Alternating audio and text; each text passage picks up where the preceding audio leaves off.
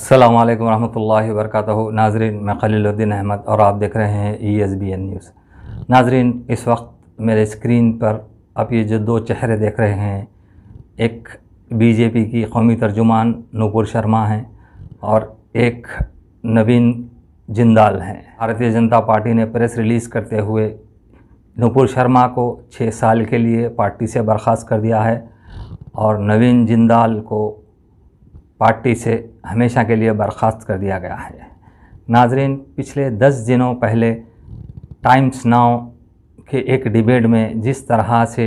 नूपुर शर्मा ने हमारे नबी मोहम्मद सल्लल्लाहु अलैहि वसल्लम की शान में नाजिबा कलिमात कहे थे, उसको लेकर कई दिनों से मुसलमानों के दिलों में गम व गुस्सा था, जिसका इजहार उन्होंने कई बार किया मगर हुकूमत के कान पे जू नहीं रेंगी। कई ट्वीट सर्कुलेट हुए हैशटैग के साथ। एक ट्विटर पे एक ट्वीट ट्रेंड करने लगा, अरेस्ट नूपुर शर्मा। उसके बाद भी हुकूमत के कान पे जू तक नहीं रेंगती और अचानक कल एक प्रेस रिलीज़ में भारतीय जनता पार्टी ने इन दोनों को अपनी पार्टी से निकाल कर बाहर कर दिया। अब इसकी वजह मैं आपको बताना चाहता हूँ कि आखिर क्या वजह है कि 10 दिन की खामोशी के बाद भारतीय जनता पार्टी ने इन दोनों को अपनी पार्टी से निकाल दिया। उसकी एक वजह है, अरब ममालिक में इन दोनों को लेकर बहुत ही ज़्यादा गम व गुस्सा पाया जा रहा है। अरब ममालिक के लोग एहतजाज करने पे मजबूर हो गए हैं और हालत अब ये हो गई है कि हिंदुस्तान के जितने भी प्रोडक्ट्स एक्सपोर्ट करके हमारा मुल्क बाहर भेजता है गल्फ़ कंट्रीज़ में, अब वहाँ के लोगों ने हिंदुस्तान की तमाम अशिया का बाइकाट करने का ऐलान कर दिया और अपने गम व गुस्से का इजहार करते हुए उन्होंने तमाम सुपरमार्केट से यहाँ के हिंदुस्तान के प्रोडक्ट्स को या तो हटा दिया या जहाँ पे हिंदुस्तान के जो प्रोडक्ट्स रखे हुए हैं उनको ढाँप दिया गया और उसके ऊपर ये लिख दिया गया कि ये हिंदुस्तान की चीज़ें हैं, हम इनका बाइकाट कर रहे हैं और कोई इसको यहाँ से ना ख़रीदे। तो उसके बाद हिंदुस्तान की सरकार की कान पे जूं रेंगती है और अचानक से एक बयान जारी किया जाता है कि हम किसी भी मज़हब के ख़िलाफ़ किसी भी किस्म का जो भड़काऊ बयान है हम उसको बर्दाश्त नहीं करेंगे। अगर यही काम हमारे मुल्क के वज़ीर आज़म या हमारे मुल्क की हुक्मरान जमात अगर 10 दिन पहले कर देती तो आज हमारे मुल्क की दुनिया में इस तरह से बदनामी ना होती और इस तरह से हमारी अशिया का बाइकाट नहीं होता, ना इस तरह से जिस तरह से एक के बाद एक ममालिक जैसे क़तर, बहरीन, ओमान, कुवैत, ईरान ने इन अब हिंदुस्तान के सफ़ीरों को बुलाकर अपना एहतजाज दर्ज करवाया और ये ऐन उस वक्त हुआ जब हमारे मुल्क के नायब सदर जमहूरिया वेंकैया नायडू साहब क़तर के 3 रोज़ा दौरे पे हैं। तो सोचिए ये कितनी शर्म की बात है कि जब हमारे मुल्क के नायब सदर जमहूरिया एक तरफ क़तर का दौरा कर रहे हैं और उसी वक्त क़तर हमारे मुल्क के सफ़ीर को बुलाकर अपना एहतजाज दर्ज करवाता है और ये कहता है कि आप लोगों ने जिस तरह की पॉलिसी इख्तियार की है, जिस तरह से आप लोग मुसलमानों को निशाना बना रहे हैं और अब तो आपने हद ये कर दी कि आप हमारे नबी की शान में गुस्ताखी कर रहे हैं, हम ये चीज़ को बर्दाश्त नहीं कर सकते, हम आपकी अशिया का बाइकाट करेंगे, हम आपके सामान की ख़रीदारी नहीं करेंगे। इस तरह से तुर्की ने कई टन गेहूं का हमारे मुल्क का एक्सपोर्ट कैंसिल कर दिया, कई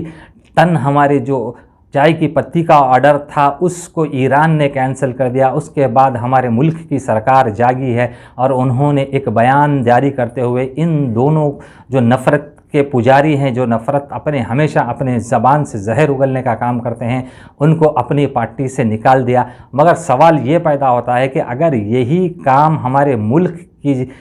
हुक्मरान जमात 10 दिन कबल करती और ये जो नफ़रत मीडिया के ज़रिए जो लोग फैला रहे हैं अगर उनको आज जेल की सलाखों के पीछे डाल दिया जाता, नाज़रीन, तो आज हमारा मुल्क शर्मिंदा ना होता, हमारा मुल्क किसी के सामने झुकने के लिए तैयार नहीं होता। मगर आज हमारे मुल्क को कई ऐसे नफ़रतबाज़ों की तरफ से सारी दुनिया में हमारे मुल्क को शर्मिंदगी का सामना करना पड़ रहा है, हमारे मुल्क की बदनामी हो रही है। नाज़रीन, ये आप BBC की रिपोर्ट देखिए किस तरह से कुवैत, बहरीन, ओमान, क़तर की सुपर मार्केटों में हमारे अशिया का बाइकाट किया जा रहा है। पहले आप ज़रा ये वीडियो देख लीजिए।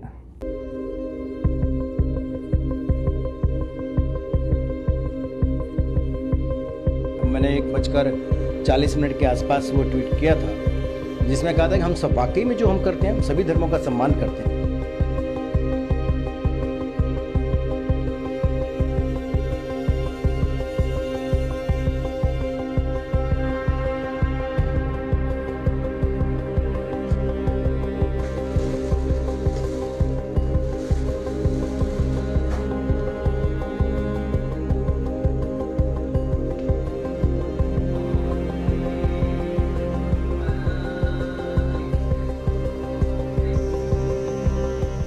قطعنا المنتجات الهندية بسبب رسالة الرسول، وإحنا كشعب كويتي ومسلم لا نرضى رسالة الرسول صلى الله عليه وسلم. صراحة مقاطعة الهند هذا شيء مفروض على كل مسلم وعلى كل دولة، لأن هذه تخص الرسول صلى الله عليه وسلم، واللي يخص الرسول يعم على المسلمين كلهم. فيجب على كل الدول الإسلامية وعلى كل الأفراد أن يقاطعون جميع البضائع الهندية، وتكون ردة فعل يأخذ بها بالاعتبار يعني.